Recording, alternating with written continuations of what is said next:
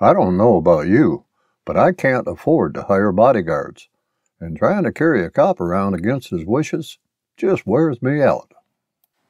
Hello, my friend, the Range Ronin once again, and I am here to tell you about a bodyguard that you can carry, and it is affordable enough for just about anyone. And you don't have to be rich and or famous. You can be a simple schlep just like me. The bodyguard that I am referring to is the M&P Bodyguard, made by Smith Wesson. It fires a bullet that is 0.355 inch in diameter, which is slightly smaller than the .38 Special, but larger than the .32 ACP, and it has a 6+1 capacity.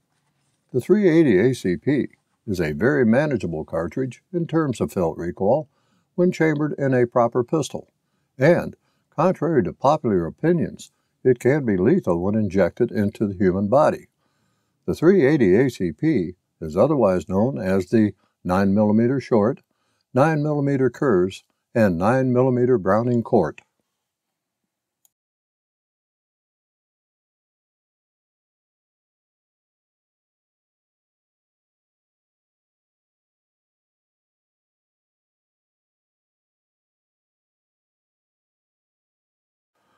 Let's first hear about what the manufacturer has to say about the M&P Bodyguard. Compact and sleek, the M&P Bodyguard 380 delivers personal protection in an easy-to-carry, comfortable platform. Chambered for .380 ACP, the lightweight pistol features a high-strength polymer frame with a black, matte-coated stainless steel slide and barrel. The new M&P Bodyguard 380 retains original design features, including a 2 3/4-inch barrel, which contributes to an overall length of 5 1/4 inches and an unloaded weight of only 12.3 ounces, making it perfectly suited for concealed carry. Lightweight and simple to use, nothing protects like a bodyguard. Now, let's get a bit more specific. The top of the slide incorporates front and rear stainless steel drift adjustable sights. They are very plain and simple. Both front and rear sight are ramped and do not contain dots or other sighting aids. The front sight ramp is serrated to cut glare. This is definitely an up-close and personal firearm. 2 magazines are included. One has a finger groove and the other has a flat butt plate. The Bodyguard has an ergonomic grip. If your hand is the size of a small child, more on that grip later. The frame is of high-strength polymer. That's not unusual these days. External takedown lever and slide stop controls are left side only.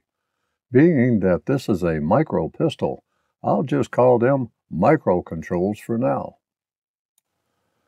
My version has the manual thumb safety. A version without the thumb safety is also available. More on the safety later. Unlike the Glock's claim of being a double-action pistol, the M&P Bodyguard 380 is a true double-action pistol. The M&P Bodyguard is not striker-fired. It has a hammer that is internal to the slide. In fact, you can see the hammer when looking at the back of the pistol. I love watching a hammer as it's being operated with the trigger. The color of the pistol is black throughout the exterior, with just a stainless steel guide rod tip peeking out from underneath the barrel.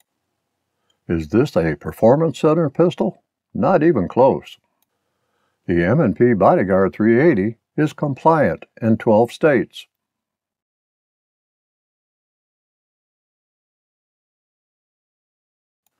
My pistol has no provisions for lights or lasers. There is a Crimson Trace lasered model available, however. For me, I'll be concerned with other things than with operating a laser if I ever have to use this thing. So, let's break the M&P Bodyguard 380 down a bit more by taking a look at the basic component groups: lock, stock, and barrel.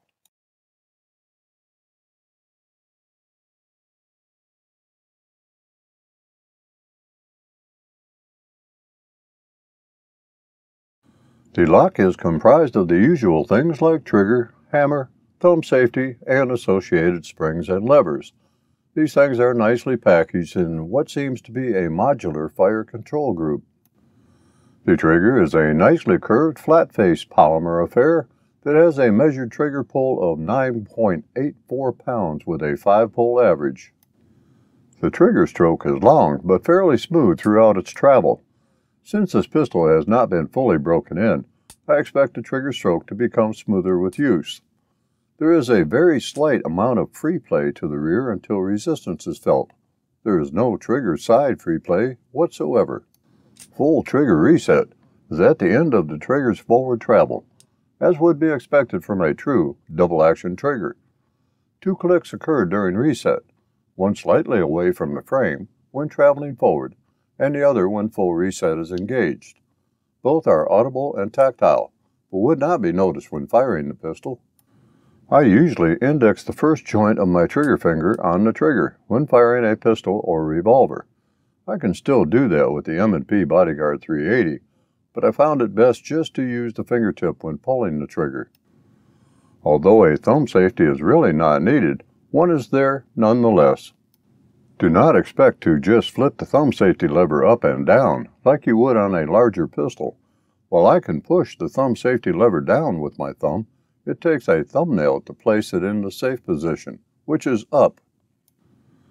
I found it best, for me, while holding the pistol in the right hand, to use the thumb of my support hand to push the thumb safety lever down, and that takes some effort. In short, I don't expect many will ever use the thumb safety, as the nearly 10 pounds of trigger pull is a substantial safety enough.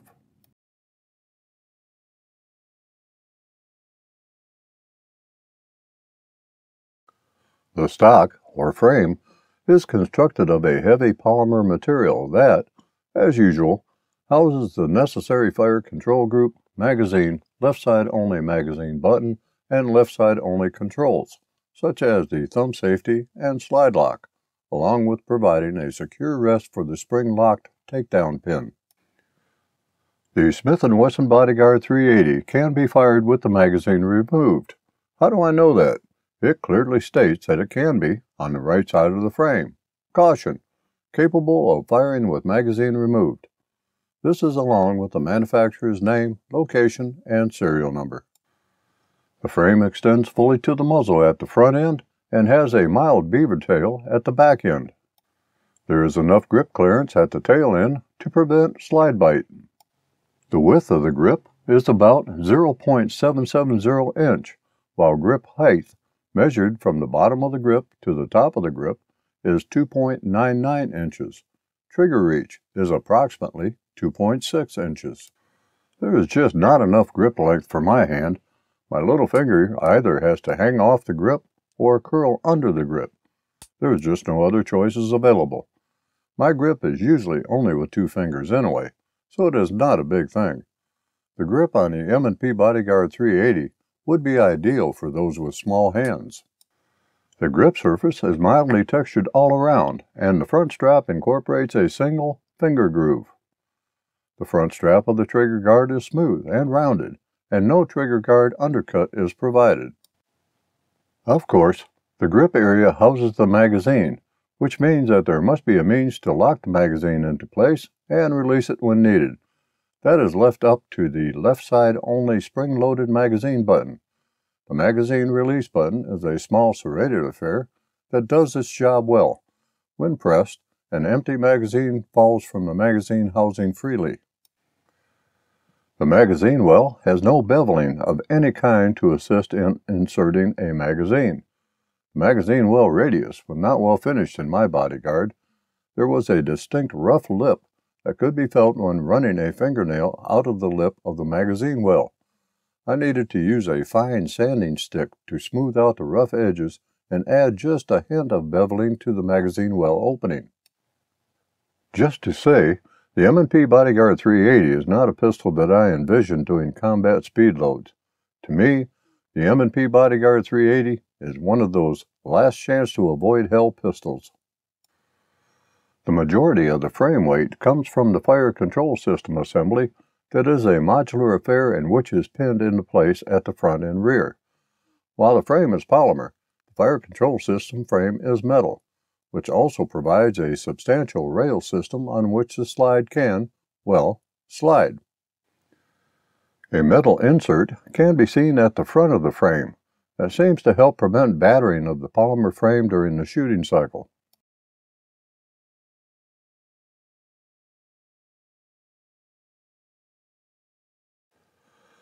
I can't talk about the barrel without including the entire slide assembly.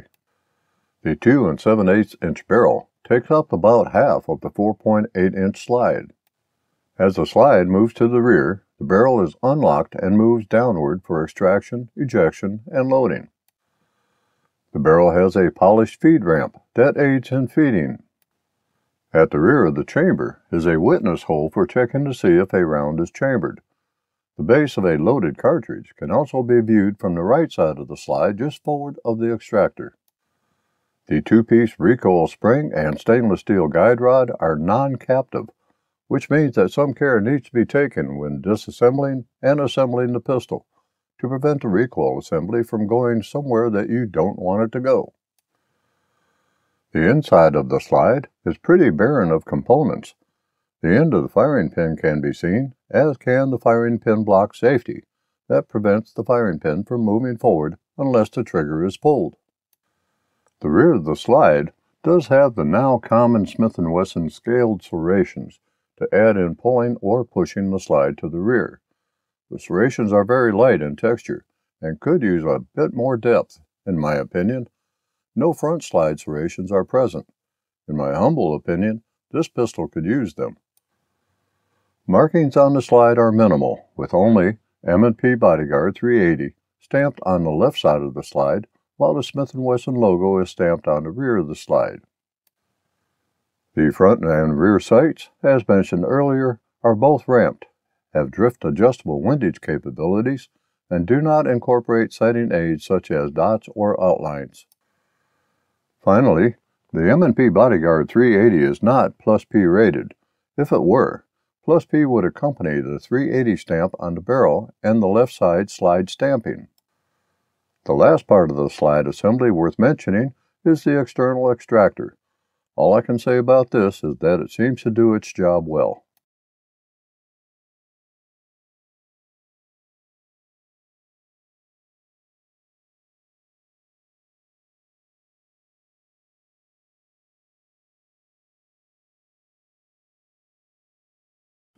Well, you would think that field stripping and assembling the M&P Bodyguard would be like any other pistol.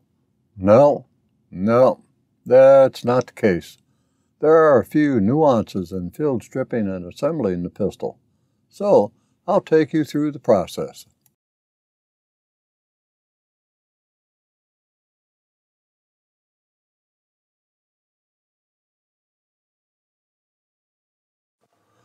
Let's perform a safety check first, of course.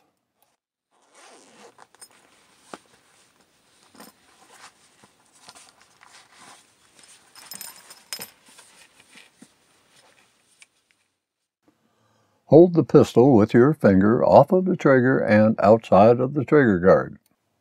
Point the muzzle in a safe direction. Press the magazine release button and remove the magazine. While pointing the muzzle in a safe direction, place the safety lever in the lowered or fire position to allow the slide to be moved to the rear. Grab the serrated portion of the slide with the thumb and fingers. Push or pull the slide fully to the rear in order to extract any cartridge from the chamber and clear it from the pistol. Do not obstruct the ejection port, because doing so can interfere with ejection of a cartridge from the pistol. I will say here that because of the size of the pistol, the substantial dual-spring recoil system, the small surface area of the slide to grab, and the fact that the hammer is not cocked, the slide takes some effort to move to the rear. Folks with weak hand strength may have difficulty manually moving the slide. Lock the slide in the open position by allowing the slide to move slightly forward from the rearmost position while pressing upward on the slide stop. Check the barrel chamber and bore and magazine well visually for any obstructions. Check the firearm thoroughly to assure that no ammunition is present.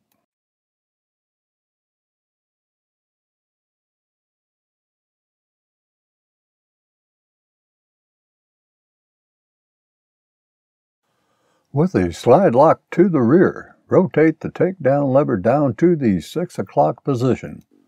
Note that a non-marring tool, such as a nylon punch, may be needed to help rotate the takedown lever down. I did not find one to be needed, however. Continue to rotate the takedown lever to the 9 o'clock position and pull it out of the frame. Some wiggling of the takedown lever may be required to get it out of the frame.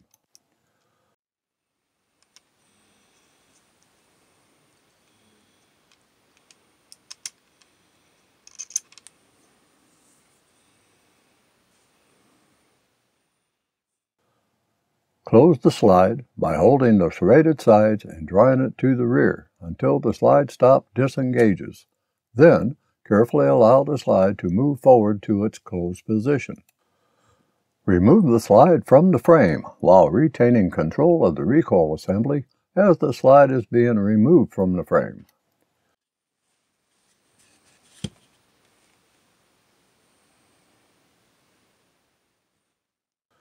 Remove the recoil springs and guide rod assembly from the slide. Remove the barrel from the slide. This completes disassembling the Bodyguard.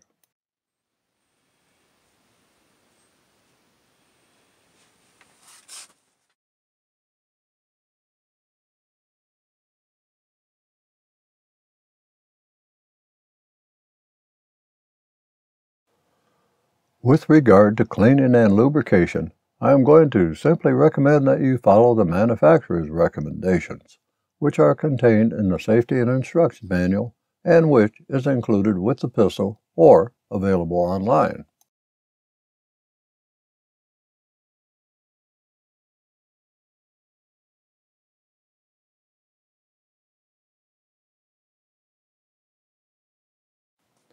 With the bottom of the slide turned up, install the barrel into the slide so that the muzzle is flush with the end of the slide and the barrel lug is up.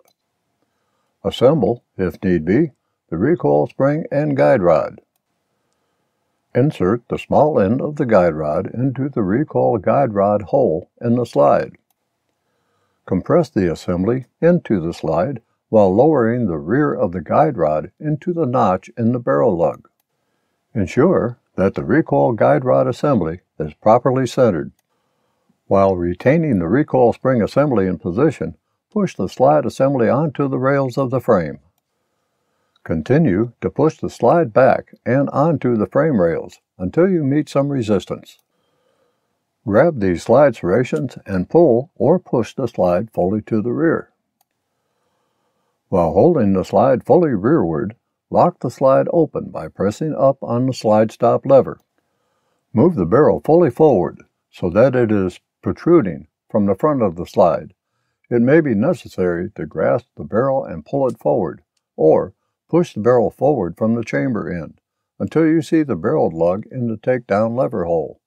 The lug allows clearance for the takedown lever to be inserted in the hole on the left side of the frame. Insert the takedown lever into the frame. The lever should be at the 3 o'clock position so that it is captured by the takedown lever spring. Once the takedown lever is inserted into the hole in the frame, apply inward and downward pressure on the takedown lever, as the spring lock has a tendency to push the tip of the takedown pin downward due to spring tension. It may be necessary to wiggle the takedown lever until it clicks into position against the frame. Once the takedown pin is fully in the frame, close the slide by grasping the serrated sides and pushing or pulling it to the rear until the slide stop disengages from its notch. Then slowly allow the slide to move forward to its closed position.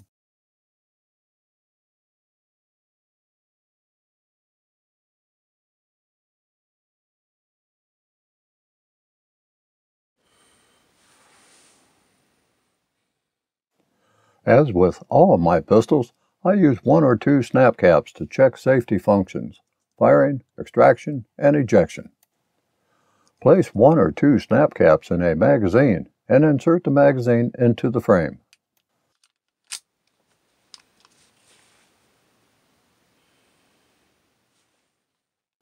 Cycle the slide to chamber a snap cap. Place the thumb safety in the up or safe position. Pull the trigger. The trigger will partially move to the rear and then stop, thus preventing the hammer from fully cocking. Place the thumb safety in the down or the fire position. Pull the trigger. The trigger should complete its cycle, cocking the hammer until the hammer is released. Grab the slide and pull or push forcibly to the rear. The first snap cap should be extracted and ejected. Repeat the firing, extraction, and ejection process until all snap caps have been ejected from the pistol. The slide should lock back after the last snap cap has been ejected. With this all out of the way, let's take the Bodyguard to the range.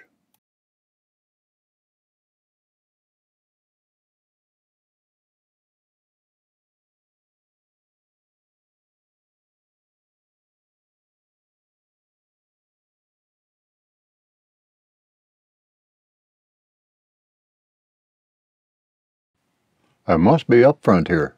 Holding this micro pistol with a barrel length of 2 7/8 inch, a fairly long trigger travel, and a very minute bit of grip, with my pinky wrapped under the magazine, and even with a Hogue slip-on grip sleeve installed, was not giving me warm fuzzies.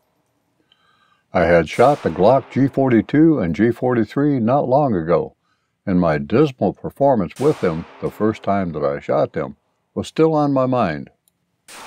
I have a rule, which I broke when I purchased the Bodyguard for evaluation and possible carry. That rule is to never shoot a gun that has a barrel shorter than my longest finger when holding the pistol. The Bodyguard's barrel, while not by much, is shorter than my middle finger. I had a box of S&B 92 grain 9mm Browning Court FMJ to put through the pistol. If all went well, I would also put some Sig Sauer 90 grain Elite Defense V-Crown JHP through it to test for hollow point feeding and performance, if all went well. The first 3 shots were for Peel A versus Peel I, and once that was established, I started settling in with the Bodyguard. The Mozambique drills were run while staging the trigger and while not staging the trigger. Surprisingly, staging the trigger was easy, given that there is not a staging point, per se, in the trigger travel. It was just determining a point before the break, crawl up to it, hold it, and then continue to pull to drop the hammer. Trigger pull was smooth, which actually surprised me. While dry firing, the trigger did not feel that great, but in actual live fire, the trigger pull was actually smooth and predictable. I experienced 2 issues with the Bodyguard, but yet have not determined the cause of one of them. The first issue was light primer strikes. It could have been caused by the S&B ammunition being fired, as it did not occur with the Sig Sauer 90 grain ammunition. I can't remember if I was staging the trigger when the light strikes happened, but they did not happen when I staged the trigger with the Sig Sauer ammunition. My synopsis is that the S&B ammunition had harder primers than did the Sig Sauer ammunition. The second issue was failure to lock back on the last round. This was inconsistent and probably caused by my lack of grip on the pistol under recoil. I could not repeat it using the same magazine that followed the first time, so I'll take the hit on this one.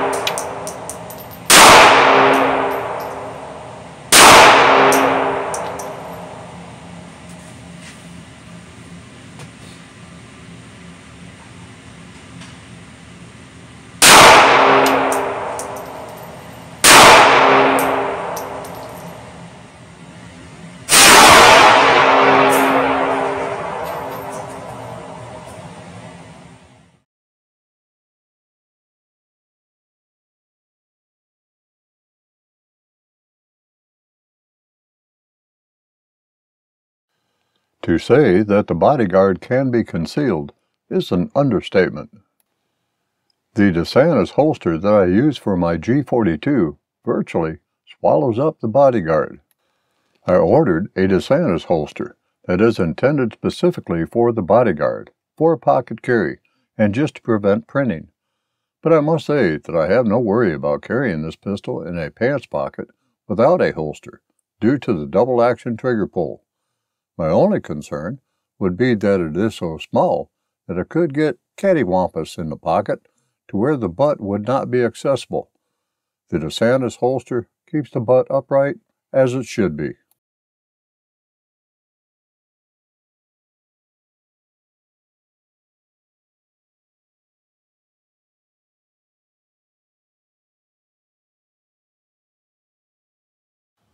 The only upgrade that the Smith Wesson M&P Bodyguard 380 could use, for me, is something to better hold on to the grip, as it is small and shifts in my hand when firing. A Hogue slip-on grip was installed, which made the grip a tad wider and a bit tackier. Longer magazine bases are also available, and would provide a place to hang my pinky, but these would compromise pocket carry.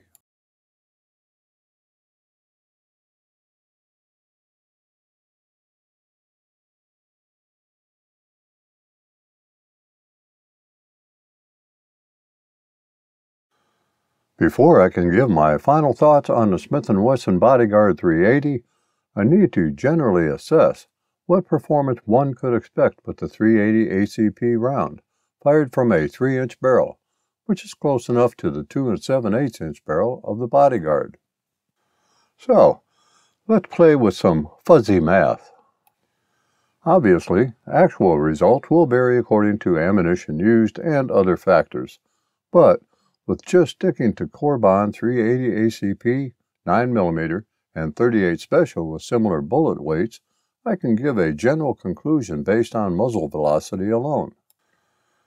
A Corbon 90 grain 9mm plus P bullet fired from a 3-inch barrel will garner 1,345 feet per second of velocity. A Corbon 80 grain 380 ACP bullet fired from an 18-inch barrel, yes, I said an 18-inch barrel, would not even result in 1,346 feet per second of muzzle velocity. In short, no pun intended, it would take a barrel length greater than 6 times longer for the 380 ACP bullet to achieve anything close to the same velocity of a 9mm plus P round fired from a 3-inch barrel. Now, just for giggles and tee-hees, a Corbon 110 grain 38 Special bullet would only achieve the same or near velocity of the 380 ACP round out of a 3-inch barrel if it were fired from a barrel length between 3 and 4 inches. The bottom line is, according to these comparisons, that the 380 cartridge is definitely not as powerful as the 9mm, but it is more powerful than a 38 Special round being fired from the same length barrel, although the Corbon 110 grain 38 Special bullet is 30 grains heavier than the 80 grain Corbon 380 ACP. Given that all 3 bullets are 9mm, the 380 cartridge is not the wimp of the group. Don't believe me? It's all there at ballisticsbytheinch.com. The lighter weight Corbon 80 grain 380 ACP would be a pussycat when shot out of a 3-inch revolver, even a lightweight revolver. Does that mean that I'm ready to run out and purchase a 9mm revolver so that I can fire 380 ACP from it, assuming that moon clips would be used? I think not, but it would be an interesting experiment, don't you think? Now, getting back to the Smith & Wesson Bodyguard 380. The pistol is nicely built. It is a bad breath distance personal defense tool that may or may not do the job of stopping a threat, which is left to any number of factors. Is it easily concealable and carryable? Most definitely. Would I recommend it to those with weak hand strength? Nope, not at all. Is the pistol safe? Well, it is as safe as any double-action revolver due to the heavy double-action trigger pull. Would I recommend it to the first-time gun purchaser as a carry firearm or for home defense? Absolutely not. As mentioned earlier, I consider the Smith Wesson M&P Bodyguard 380 as a last chance of going to hell pistol. If I am that close to another individual in a deadly force encounter, I may be better off throwing a few knee strikes to the groin to stop the threat. After all, stopping the threat is the main goal, right? The Smith & Wesson M&P Bodyguard is a quality pistol. I am just not sure that it fits into my scheme of things, but it may yours, and I can't answer that question for you. Well, my friend, as always, thank you for sticking with me for this review. More gun and gear reviews are forthcoming, as long as I can bring them to you, so stay tuned to the channel. Until we meet again, stay safe out there.